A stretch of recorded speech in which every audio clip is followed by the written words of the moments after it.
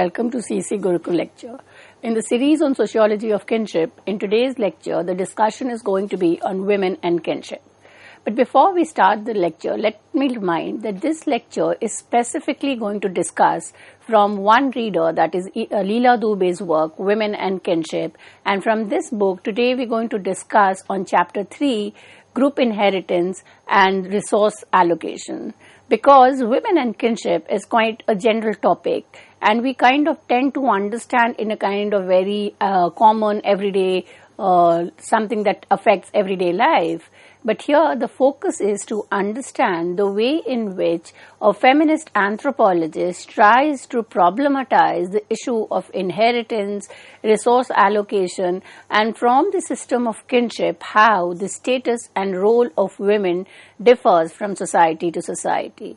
In this work, Leela Dube focuses on this specific understanding of women and kinship in South Asia and Southeast Asia.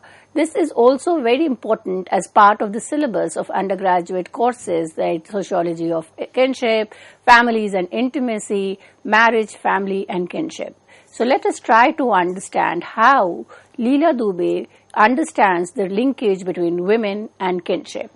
So this kind of work of Leela Dube is tracing the relationship between gender and kinship. The work is premised on the idea that difference in family system and family structure accounts for some critical ways in which gender operates. Leela Dube deals with the interplay between gender and kinship in 3 different kinship systems. Number 1, patrilineal system of South Asia. Number 2, matrilineal, and number 3, bilateral across the communities in Southeast Asia. What it basically does is a comparison of the kinship system, and on the basis of the structures of kinship, the ideology of kinship, the status of women is determined. It is either an egalitarian system where the status of women is better than in systems which are kind of based on the dominance of the male ego. So using a comparative method and ethnographic data, that is, it's based on her own field work, she focuses on the varied ways in which kinship system impacts gender relation. The findings of her work suggest that the bilateral kinship system of Southeast Asia offers more flexibility and choice to women in comparison to the heavy burden and sharp vulnerabilities that South Asian families impose upon women. Now, from the statement taken from the book, it is evident that the bilateral system, which is giving emphasis to both sides of the father and mother in terms of tracing relationship, in terms of determining inheritance, is more egalitarian. That is, it kind of establishes a system where both men and women are egalitarian in the system, and therefore the status of women is much better than in a patrilineal system where the dominance is on the agnatic or the male line of descent.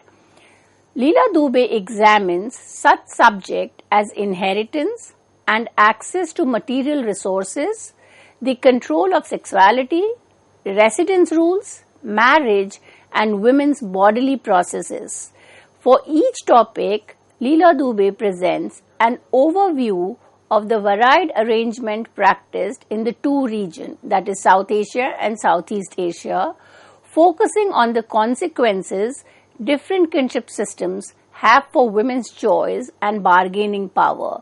So once you are placed in a system which denies you access to certain resources, to certain material benefits of the society, the capability to kind of freely express or take part in the decision making process becomes problematic. Kinship system is referred as a set of moral principles providing organizing basis for recruitment of individuals to social group and the location in them. So again, the line is taken from the book in the sense to understand what kinship means. Kinship is most generally considered as synonymous to marriage or the kin relationship between the members of the family. In anthropology, kinship is kind of more complex in terms of an organizing principle. It sets rules of relationship between the members of the group, and these rules are not only for reference and address, but it also determines the status in terms of whether you have access to the property, where you are able to have more access to resources, or where you are denied access. So the stage of formation of the family and the household, patterns of residence after marriage, distribution of resources, rights and duties of member are also governed by kinship organizing principle. The nature of membership of descent groups and familial unit is one of the reasons for difference in the status of women in Southeast and South Asia. So when we look into kinship, we kind of move away from the understanding where it was only to be concerned with the domestic sphere.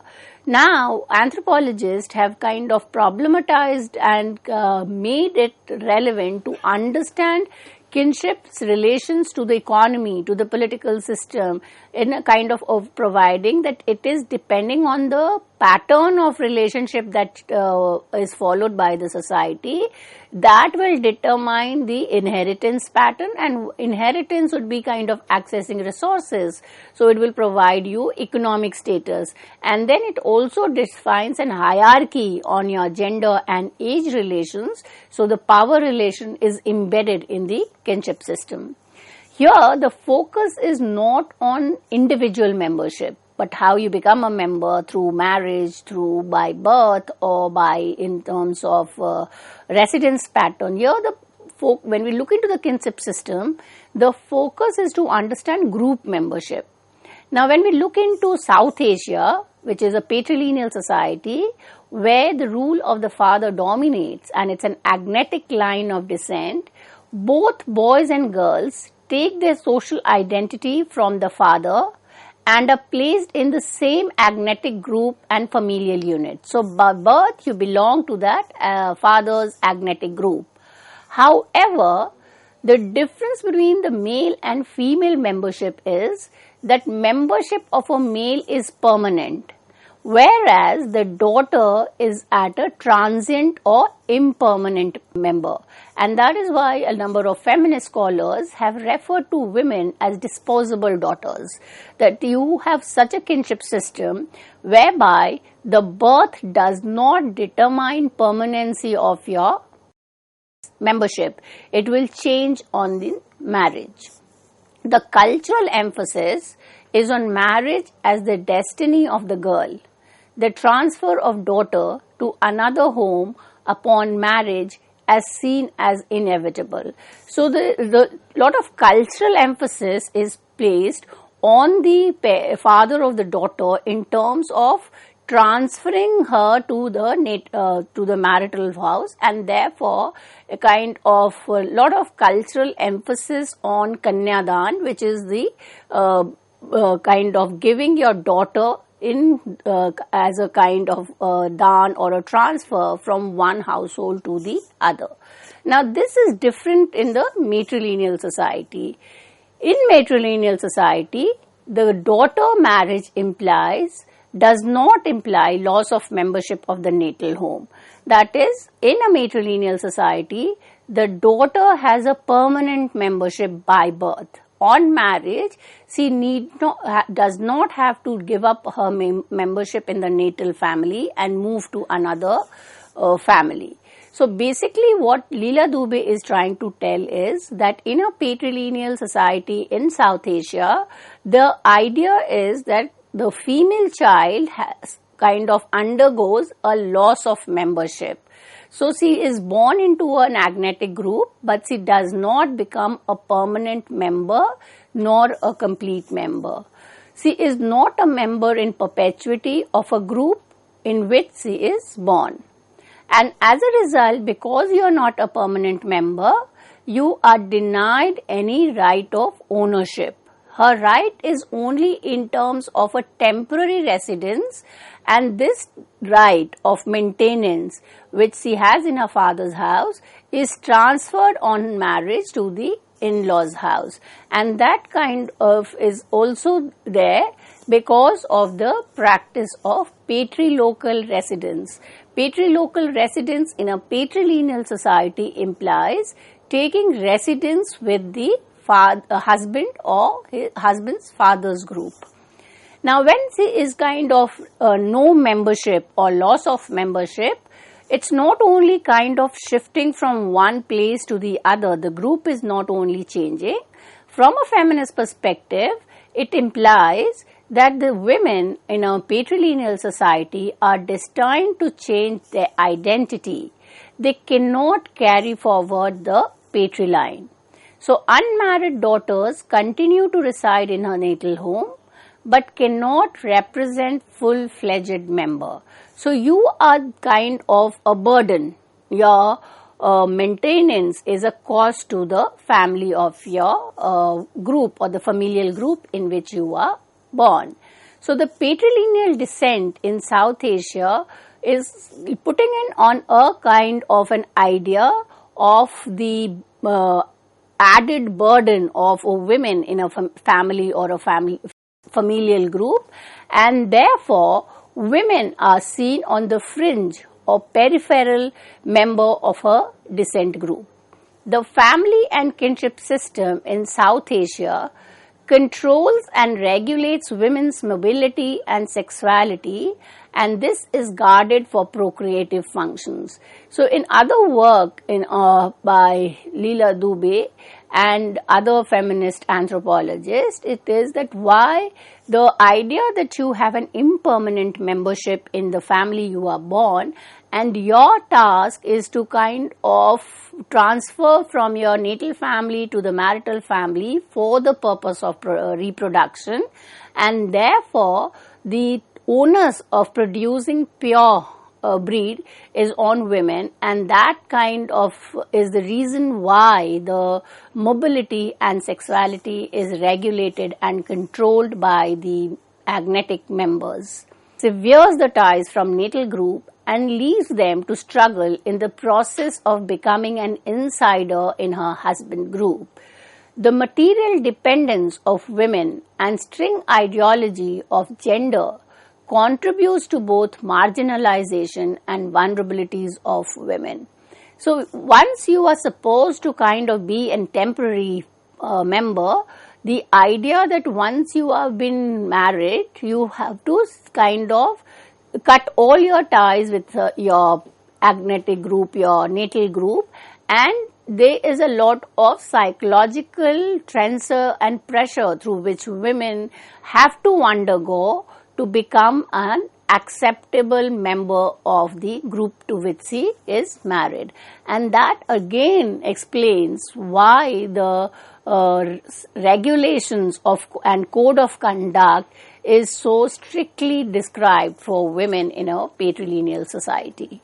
Now, after having discussed the status in a patrilineal society, Leela Dubé compares it with the question of group membership in a bilateral society. A bilateral society, a child is reckoned to be the child equally of both the parents. So, one of the gender is not emphasized. It's not the male agnetic which is given importance. Both male and female are having an equal say in this. There is no attempt to underplay role of either, but the biological role of mother is given importance. So, again a kind of a gendered notion comes into it, where women are most of the time synonymously understood to be responsible for the reproductive or the biological task, and therefore we will see in the later lecture how there is a kind of a conflict in terms of the economic role of the women versus her reproductive role of being a mother. So, neither men nor women in a bilateral society are made to feel unimportant or temporary members of the group by birth. Ego is the center of the bilateral kinship system. In kinship, ego refers to the point of reference for understanding the kinship chart of any society. In post-marital residential arrangement, there is choice and flexibility. So it's not one directional that you need to move with your husband's group to a patrilocal residence. Here, the residence post-marriage is more flexible. It could be either with the mother's group, which is matrilocal, or with the father's group, or it could be a kind of a neo-local residence. So when the membership is flexible, the social identity is kind of also more flexible in the sense that it is derived from both parents. Now, in her studies, he makes reference to the data collected from Malaysia, Indonesia and other parts of Southeast Asia. She gives a reference that in Malaysia and Indonesia, naming pattern is derived from Islam, in which individuals are identified as son or daughters of father. In Philippines, it comes from Christianity, but it has no effect on identity. So the idea that she is discussing is that different society follows different pattern for naming the child, and naming is important because it carry forwards the identity of the group or the family. So it also is kind of related to the religion that the community is following, where much of the emphasis is on the either the father's name or it could be the mother's identity. Both parents in a bilateral society are acknowledged and a loose-knit bilateral kinship network functions. So neither one side of the kinship relation is dominant, but both are equally significant. Marriage does not obliterate the membership and earlier identity of individual, mainly women. So it is not going to change. The identity is going to continue post-marriage. Now, when we look into the practice of marriage in Islamic community, which is a large part of Malaysia, Indonesia, they practice Islam, marriage is necessary because it is kind of considered as a cultural obligation on man and women to get married. So the practice is that man can own up to paternity and prevent children from being labeled as illegitimate.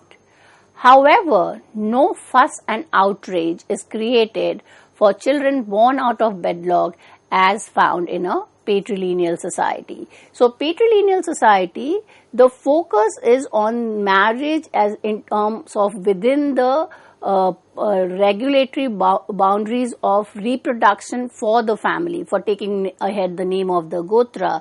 Any kind of sexual relation outside marriage is kind of considered as illegitimate, and children born of such are kind of has a lot of value, which kind of questions their identity in the society. In Thailand and Philippines, children with unidentified paternity are brought up by maternal grandparents. In Malaysia, people use patrilineal Arabian naming system in which an individual personal name is accompanied by patronymic. A patronymic is a name which is derived from the father or ancestor. So, the idea that Leela Dubey is giving us these examples are to find out that the bilateral society has kind of more flexibility in terms of the group membership and naming of the children. Another example that she gives us is from Malaysia and Java, where marriage may be looked upon as an honorable and natural course of life, but it does not imply loss of membership of natal family. So the idea is that marriage is essential part of a society, but it will not affect the membership of either men or women, which it happens in a patrilineal society. In bilateral society, there are no discrete and distinct kin group, and post-marital residence is flexible. The Malay bilateral kinship gives significance to both male and female sides of family, ego being at the center. There are no family names or no unilineal kin groups whose continuity is at stake. Now, this unilineal group is tracing your line in one line. That is, either you use the agnetic line, that is the male line for tracing descent, or you use the female line. So, what happens in a unilineal descent is that only one gender, that is either male or which is in patrilineal society, or the female which is in a matrilineal society, is overemphasized in comparison to the other. This is not the case in a bilateral society. In patrilineal Hindu South Asia, different naming patterns are used. You use the territorial name, lineage name, father's name, family name, personal name, etc. A married woman is expected to adopt her husband's name as a suffix to her personal name. Now, this is a kind of again a continuity of the discussion on the patrilineal society, where in a patrilineal society, the group membership changes, the identity changes. Further, in many North Indian community, on marriage, the name given to the daughter at birth also kind of changes, though it is more or less for ritual purpose. So, women are kind of generally without identity in North India. They are referred as a mother of so-and-so or wife of so-and-so. So, she lacks an identity of her own. In Lakshadweep, precedence does not change at marriage. The marital relationship is affected through a pattern of visits by the husband. This is a matrilineal society where there is a practice of visiting husband. A man may move to live with the wife's group or neo-local residence, but his membership in his own lineage does not change. But in comparison to the patrilineal society, the residential pattern of the women in a matrilineal society is permanent. She is not changing, whereas it is the men who have a kind of changing residential pattern. So, men are travelers and have conjugal relations with women of other clan, but retains the membership in their own clan. So, when we look into the membership, it will determine the rule of inheritance. So, in patrilineal Hindu family of South Asia, property is inherited and transmitted through male heirs. Women only have right to maintenance and marriage in keeping with the natal families. So, we will kind of see that because the membership is transparent and she has to go off to another family, there are the chances of property getting fragmented, and therefore, in patrilineal society, property is retained with the agnetic group, whereas in matrilineal society, it is retained with the women groups. With the understanding of group membership and inheritance of property between the South and Southeast Asia, we have got a good understanding of the relationship between gender and kinship. With this, I come to an end of this lecture. Thank you.